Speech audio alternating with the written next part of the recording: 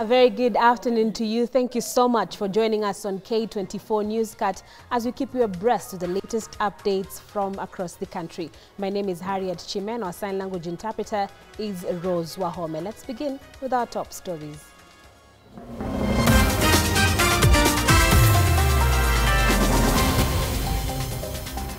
Union of Clinical Officers issue a 14-day strike notice protesting the exclusion from the Social Health Authority empanelment. Uasin Gishu County Police arrest 3 suspects connected to vandalism of Kenya Power infrastructure, including 40 transformers valued at 120 million shillings in a space of 2 months. You can imagine we are asking REA, REREC, Kenya Power to give us last mile. And what we witness is the vandalism of the same transformers that have been installed in our own constituencies. Government urged to reconsider the planned phasing out of private children's homes lest the children slide back to the streets. Now they're telling us we have to take the children to the foster care homes. With the economy status at the moment, it's very hard.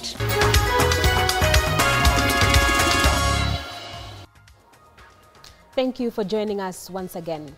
Now, Kenya Publishers Association, KPA, has confirmed that CBC textbooks for grade 9 learners are in the final stages of distribution to all public schools in the country. They have announced that more than 80% of the grade 9 textbooks have already been delivered to schools, and the remaining will be in schools by 13th this month. They have further assured those buying grade 9 textbooks that they will find them at bookstores. CBC textbooks for grade 9 learners are in the final stages of distribution to all public schools. You will recognize that since 2018, the government of the Republic of Kenya introduced a system of centralized purchase of books, where all books that go to public schools are purchased centrally by the government and given free of charge to each learner to the ratio of 1:1. That exercise of distributing the grade 9 books has been ongoing throughout December, and we can confidently say more than 85% of those textbooks are already in public primary schools.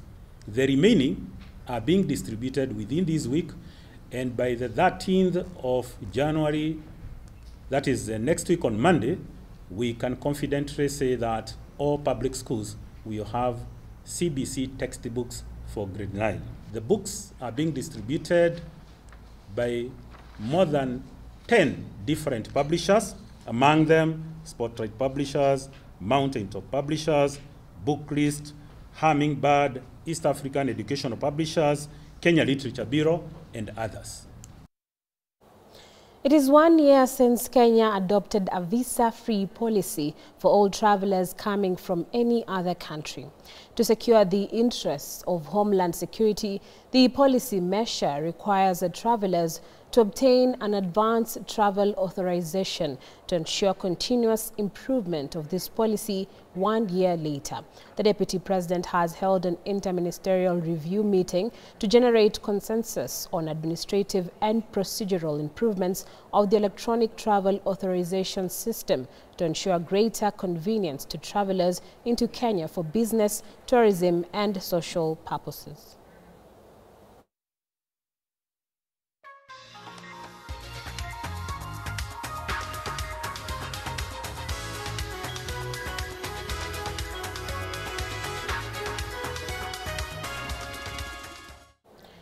Police in Uasin Gishu County have arrested 3 suspects linked to the vandalism of Kenya Power infrastructure, recovering 40 transformers worth 120 million shillings in 2 months.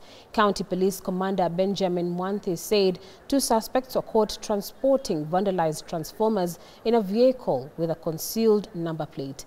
The arrest led to a 3rd suspect believed to be part of a larger theft syndicate.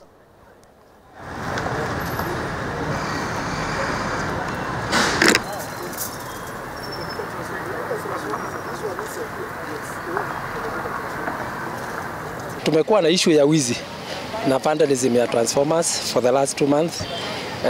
Tumepoteza around 40 transformers worthy around 120 million.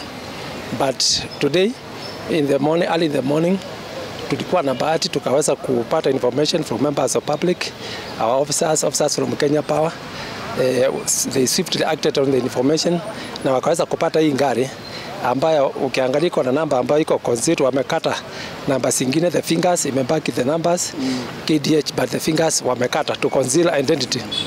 Nataka kuomba members of public, wananchi, ya kwamba in case wakiona, na especially mahali wananchi wanakaa stima sikienda over sudden, elia moja ni mzuri sana, waangalie mahali transformer iko na waweze kujulisha Kenya Power officers.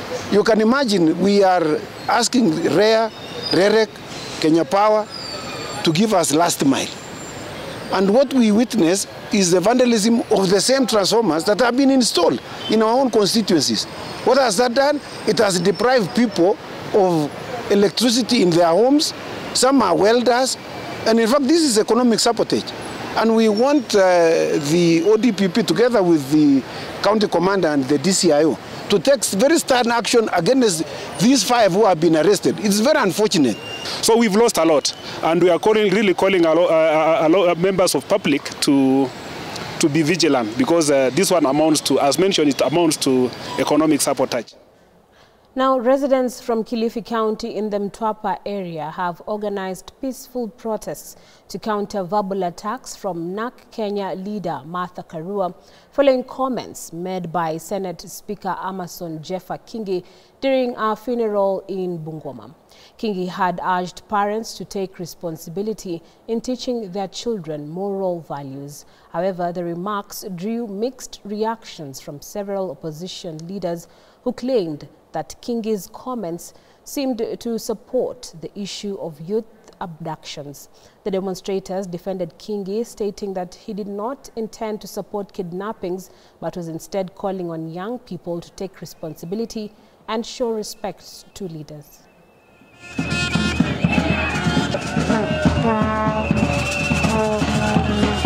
Nimekuja hapa ni kwa ajili ya maandamano, kwa ajili ya Kingi. Kingi ni mwana wetu, tumemzaa wenyewe wa mahali hapa na tulimchagua kama kiongozi wetu. Na tuwashukuru venye pia amefika yuko mbali.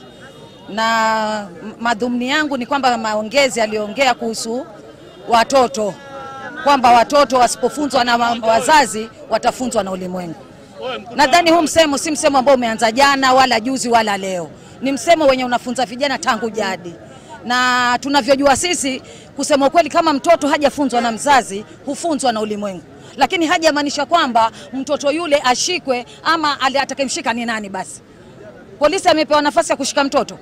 Hatujajua sisi, lakini sisi tunataka kujua kwamba haki ya huyu mtoto wetu Kingi yuipata vipi. Manake tunaona kama Martha Karua pale amesimama. Huyu Martha Karua ni asimame kando kidogo ili apeane nafasi kwa huyu kijana wetu afanye kazi kufanyia watu wake wa pwani. Sisi tunampenda Kingi na huyo tulimchagua na tunajua kwamba yuafanya kazi ambayo alichaguliwa nayo. Manake kama ingekuwa si kazi yake hangepewa.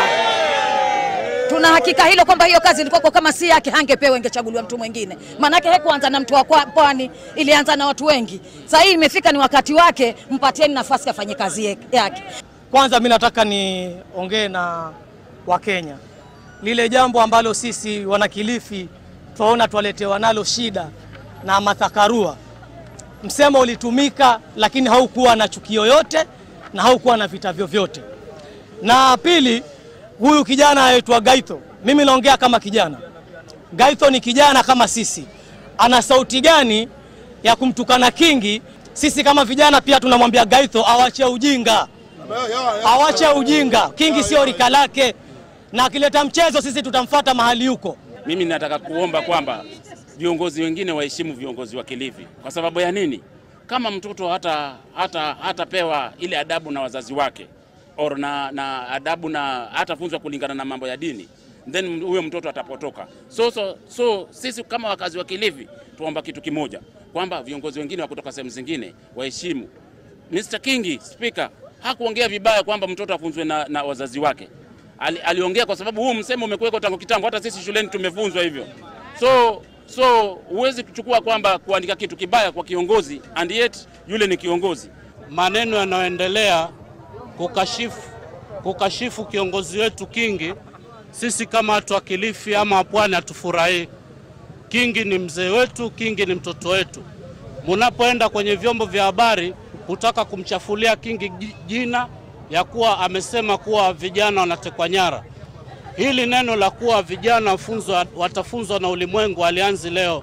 Tunaona ni vijana wingi sana wanakosa heshima kwenye mitandao kukashifu serikali na wazazi wao wanawaangalia.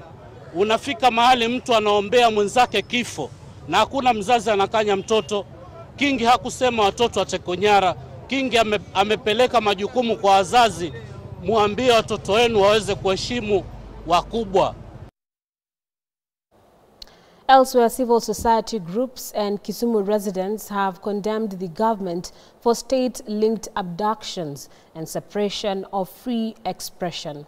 They are demanding the release of abductees, prosecution of those responsible, waived bonds and bails to those that were arrested during demonstrations, compensation and treatment to post-protest and abduction victims, and an end to reckless remarks by pro-government leaders. Despite what they term as intimidation, they vowed to continue pushing for the protection of rights and freedoms. They further emphasized the need for the political class to stop trampling on citizens' rights.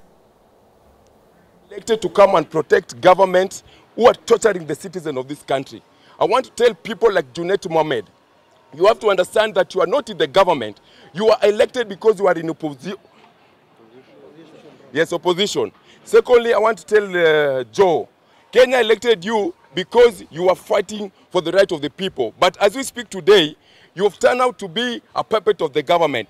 The safety and well-being of all those abducted remains our priority, considering that the abductees are being held outside of the protection of the law.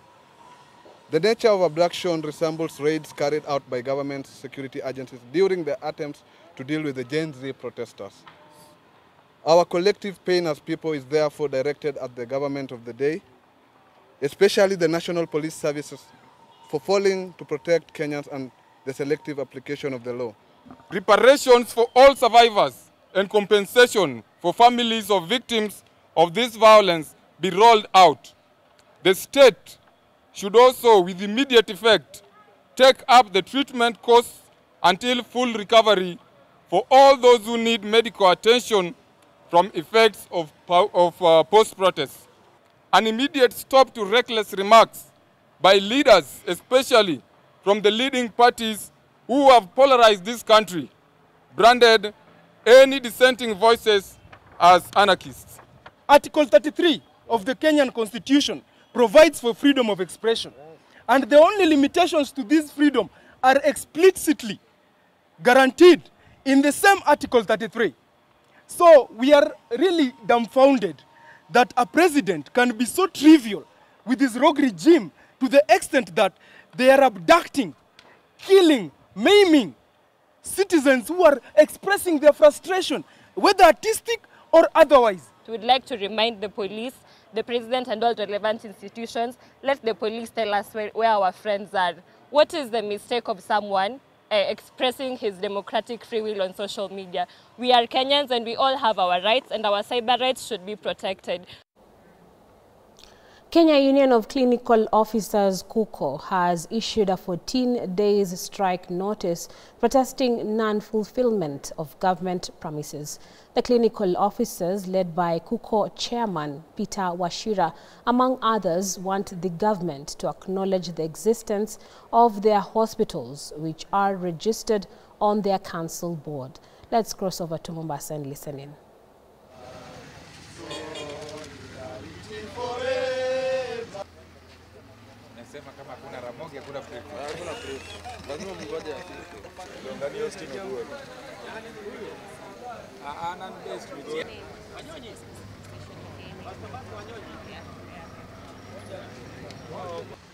You remember that this year, from around April, we went for the longest strike that has ever been there for clinic officers. 99 days for the county governments, and for 122 days for the Ministry of Health. The end of this strike was by a return to work agreement that was midwifed by the Employment, Labor and Labor Relations Court. And the same return to work agreement was registered by the Employment and Labor Relations Court, and by that it became an order of the court. But the ministry and the county governments have not fully implemented the return to work agreement, given that the deadline for implementation was the first day of September 2024. We have done numerous letters, they have refused to respond. And so we are saying they're in breach of the return to work agreement of the year 2024. And that is why we are here today to call them to account, and by that declare that we are calling for a strike in the next 14 days. That if then we do not have an end to the impunity in the Social Health Authority, and we do not have full implementation of the return to work agreement of 2024, all the clinic officers under the 47 counties, under the Ministry of Health, under Kenyatta National Hospital, under KUTRH, under Madhari Hospital, under MTRH, shall proceed on strike as from the midnight of 19th January. The new Social Health Authority Board, led by by a man appointed by the President, called Dr. Abdi, who is also a council member of the KMPDC. Well, on that note, we take a very short break here on K24 News Cards. More stories to come. Do stay with us.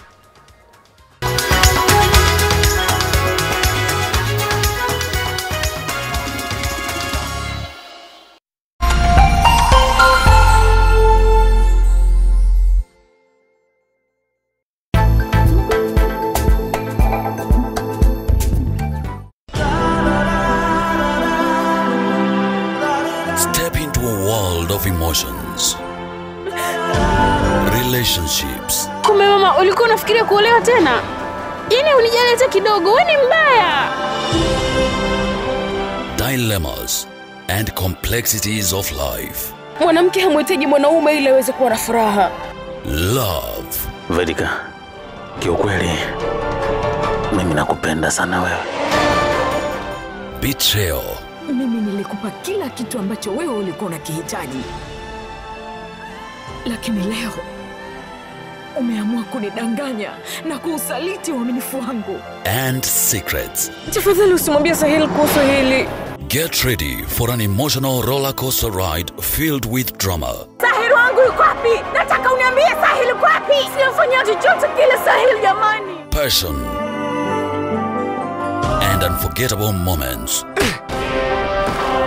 Don't miss Aapke Ajanas.